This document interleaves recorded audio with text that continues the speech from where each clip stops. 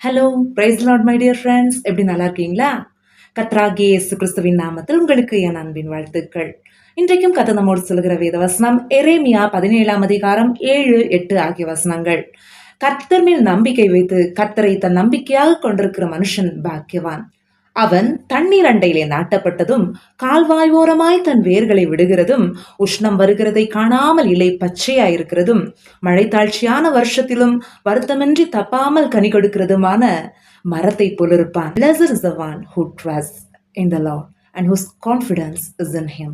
They will be like a tree planted by the water that sends out its root by the stream.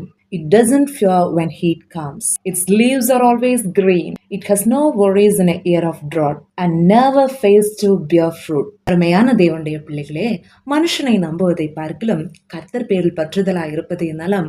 பிரபுக்களை நம்புவதை பார்க்கிலும் கர்த்தர் பேரில் பற்றுதலா இருப்பதே நலம். ஒரு வீடு கண்மலையின் மேல் அஸ்திபாரம் பண்ணப்பட்டிருந்தால் அந்த வீடு பெருமழை அடித்து காற்றடித்து எல்லாமே வந்தாலும் அந்த வீடு விழவில்லை. ஏனென்றால் அது கண்மலையின் மேல் அஸ்திபாரம் போடப்பட்டிருந்தது. மணலின் மேல் அஸ்திபாரம் போட்டிருந்த வீடு பெருமழை பெய்து காற்றடித்து அந்த வீட்டின் மேல் மோதின போது அது விழுந்து அழிந்து போனது. நம்ம கண்மலையாகிய கிறிஸ்துவின் மேல் நம்முடைய நம்பிக்கையை வைக்கும் பொழுது ஆண்டவர் எல்லா காரியங்களிலையும் கூட இருந்து நம்மை வெற்றி சிறக்க பண்ணுவார்.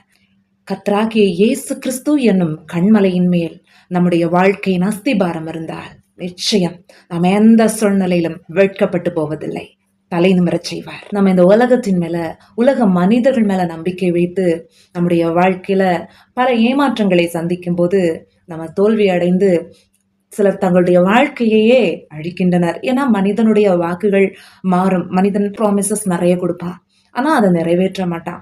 ப்ராமிசஸ் கொடுப்பான், ஆனா நிறைவேற்ற மாட்டான். அது ஃபேக் ப்ராமிசஸா போயிடும். ஸோ அந்த ட்ரஸ்ட் அங்க உடையுது. ஆனா கர்த்தர் மேல் நம்பிக்கை வைக்கும் பொழுது அவர் வாக்கு மாறாத தேவன், அவர் வாக்கு தத்துவத்தில் உண்மையுள்ள தேவன். அவர் சொன்னால் நிச்சயம் செய்வார்.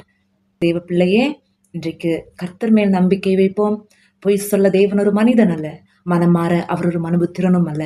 அவர் சொல்லியும் செய்யாதிருப்பாரோ, அவர் வசனித்தும் நிறைவேற்றாதிருப்பாரோ. கர்த்தர் தாமே இந்த வார்த்தைகள் மூலமாய் நம்மை ஆசீர்வதிப்பாராக. ஆமென். God bless you all. Bye bye.